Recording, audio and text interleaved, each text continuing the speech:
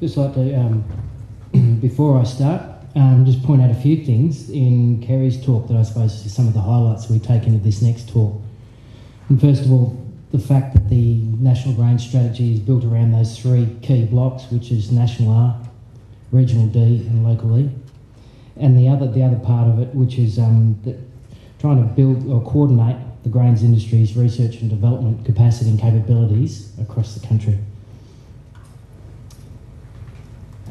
And where I think the discussion finished up there with those question setting is the auditing the capabilities within the industry on a regular basis, so that we are not stuck in a 2009 paradigm.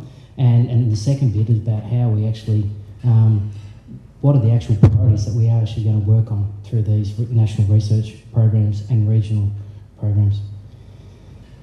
So first of all, running alongside this process with all the PISC agencies, the GRDC had recognised a few changes that were taking place within the grains industry as well. We recognised, and the message was received loud and clear, that growers were wanting more effective delivery of RD&E in their regions that would drive their ultimate profit. We received that pretty loud and clear. We also recognised that growers continue to face a broad spectrum of demands on their time. That we heard Mark say before that growers were being asked for their priorities by 10 different people. There's a field day on nearly every day of the year. There's a meeting on every day of the year. People don't have the time to keep attending meeting after meeting, priority setting meeting after priority setting meeting. We recognise that. The other point there is that the grains industry is now being faced with operating in the context of increasing consolidation of public sector resources in the RD&E space, and this is going to continue. This is fact, it's life. How are we going to respond to that?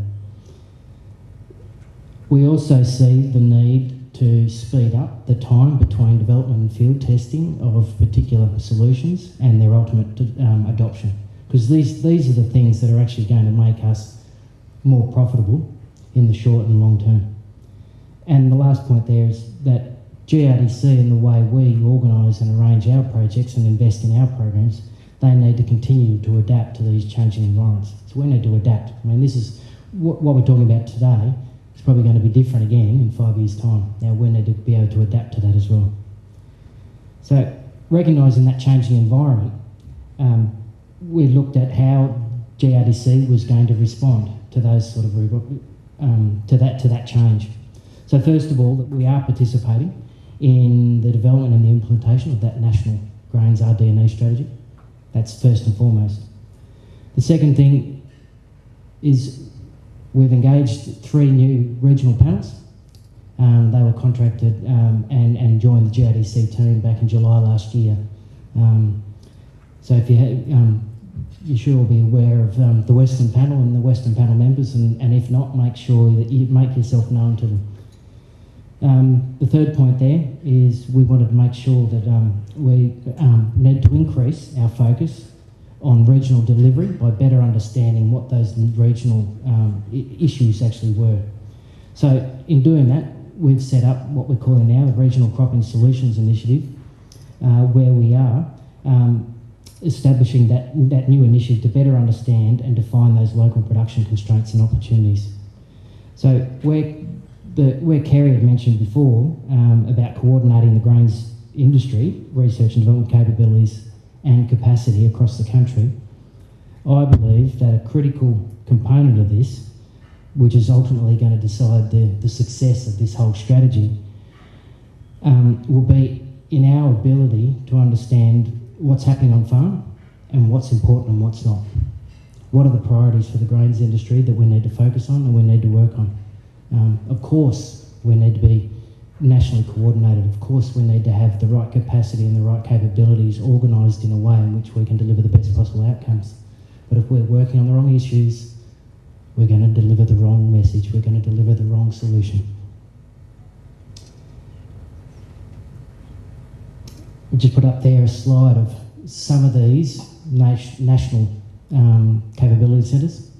In Western Australia, you'll notice the AGIC term, showing export Grains Innovation Centre, which Mark will talk about after me.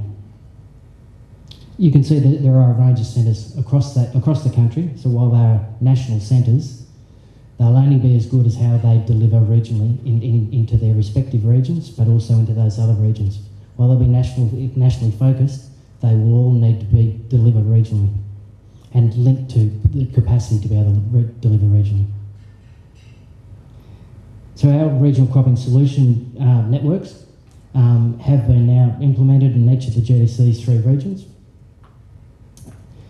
In the Western region, which I'll focus on today, the zones in which we've broken Western Australia up are broadly aligned to the port zones in Western Australia.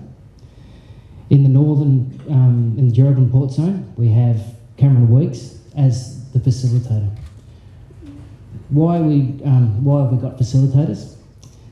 We recognise that the capacity to be able to understand and go through a process of prioritising what was actually happening on farm, what's important, what were growers' needs and wants, that capacity varied right across the country. It varied in between grower groups, in between departments, in between private sector agronomists, in between advisors. So we thought the best way to do this was to go out first of all and look for facilitators that would work with a group of say 10 to 12 people in each of those port zones to work through what's important in this zone and what's not, and what are we going to do about it. Who do we need to align with? How do we coordinate that national research, that regional delivery and that local extension? So in the other port zones, Kwinana East, Kwinana West, Esperance and Albany, we're running a tag team between Julianne Hill and Sally Thompson. Julianne will we'll run through a couple of examples when I've finished, but these are the key people that are going to be critical to the regional cropping solutions groups. So what are these networks or what are these facilitators supposed to do? So we've got GRDCs contracted these facilitators to work with these groups, and they are to provide targeted facilitation support to help growers and their advisors on these dot points. So to better identify what those local farming system priorities were, to establish the critical or commercial questions, right? So it's not just a simple thing as wild radish. It's bearing down into what is the actual critical question that if we answered would actually solve the problem. The other issue there, the other point, they need to have input into the activity needed to answer the identified question. Right? So what do we already know about that particular issue, or what do we know? What work is currently underway? What do we don't know? And finally, to disseminate appropriate extension and communication information across those different regions, to let people know what's going on in each of those regions, to let them know what priorities they're working on and what capabilities they may have.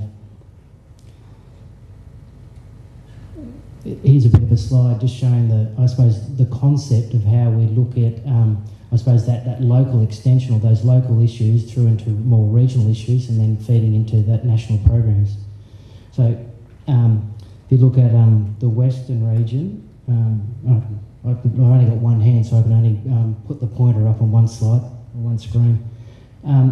So the Western region, for instance, we've got a range of these coloured circles at the top represent those port zones. So they're those local issues. Say in this particular case, the green one, we say that one's the Geraldton Port Zone.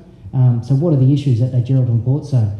Then we need to say how they fit together in terms of what's important in Western Australia, in those other regions, and what national capabilities or what regional capabilities do we have to be able to solve some of those problems.